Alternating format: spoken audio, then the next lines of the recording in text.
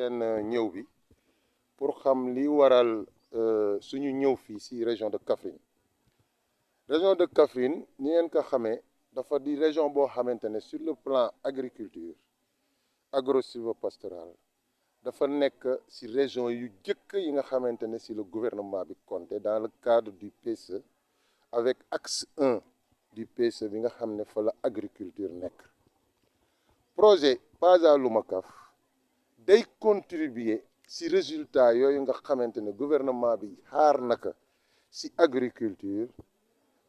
parce que réalisé na 22 bas-fonds ci Kaffrine bas-fonds yooyu dafa dominer superficie boo xam ne 2575 hectares la pour ñu béy ci ceeb béy ci maraîchage. ñëpp xam nañ ne bu jëkkoon li ñu concevoir woon mooy 40% yi production riz bi mu ngi jóge ci jéeri bi zone pluviale 60% jóge ci zone vallée bi ak Anambé. loolu contraire bi la ñu am léegi parce que loolu li ko waral c'est parce que am na ay projets yu xam ne ñu comme PASA Lumacaf def nañu ay aménagement ak ay réalisation yu bari ci wàllu élevage def nañ fa aussi ay bergeries yu bari ci wàllu eaux et forêt protection de l'environnement ay pare-feu def nañ ko fi ci wàllu agriculture comme ni ma ko waxee nii def nañ fi ay ferme aussi ferme yoo xamante ne ñëpp xam nañ ne maîtrise de l'eau dimension bu am importance la ci agriculture. loolu gouvernement bi ak ministère de l'agriculture dafa parallèle ak lii xamante ne objectifu PASA Lumacaf la muy maîtrise de l'eau de surface moo tax ñu tuddee fii volet bi coordonnateur volet eau de surface pour que ndox moom ñu mën leen a maîtriser man ci bay. li ñu fi andi nag tey mooy pour démarrer activité bu njëkk ci projet C19 PASA Lumacaf muy épargne pour le changement bi nga xam ne jigéen ñi dañuy lëkkaloo pour am ay activité économique pour am ay ressources yoo xamante ne dina am valeur ajoutée ñu mën ko investir feneen.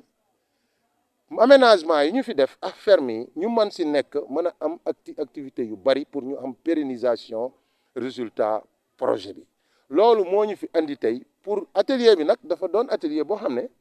comme première activité bi la te am nañu retard bu bari ci projet bi parce que am nañu retard 5 mois sur 9 mois d'exécution ñu ngi accélérer di def suñu kamtalaay kàttan fu ñu em yàlla emal ñu ko ñu xam ne fii la ñu em ci loolu la ñu sukkandiku pour ñëw fii pour mën a waxtaan ak nit ñi ci épargne pour le changement dolli ci nag waxtaan ak ñoom ci lii projet bi bëgg a def fii bëgg ko def Louga bëgg ko def Matam pour ñoom ñëpp ñu mën a lëkkaloo parce que xam nañ ne volet eau de surface def na ba tàyyi ay visite d'essence ci gox yooyu pour ñuy échanger expérience. loolu moo ñu fi andi pour ñu ñëw fii waxtaan ak acteurs yi partenaires yi pour ñëpp mën ci jàpp comme ni nga ko mën a xamee maa ngi fii ak sama ki nga xamante ne moo représenté ministre de l'agriculture et de l'équipement rural muy le directeur régional du développement rural monsieur Badiane. loolu moo lay won ne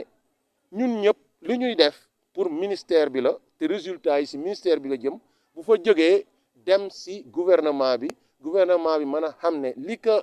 partenaires yi jox ci xaalis def nañu ko ci suuf si jox nañu ko population bi. waaw ci projet bi prévoir nañu pour def fi ay magasin de stockage ñëpp xam nañ ne boo béyee ba am surplus da nga ko war a garder boo amul foo ko garder dañu ñi animaux yi nga xamante ne ak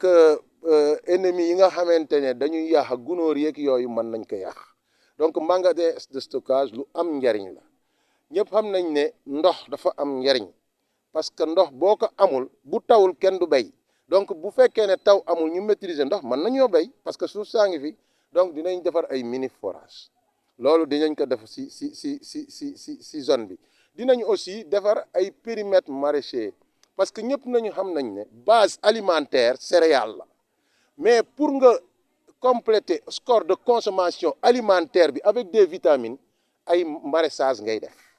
donc dinañu réhabiliter ay périmètres maraîchers pour jigéen ñi ñu mën a consolider seen épargne pour le changement ak li ñu fay jëlee comme revenu jërëjëf maa ngi leen di gërëm di leen sant.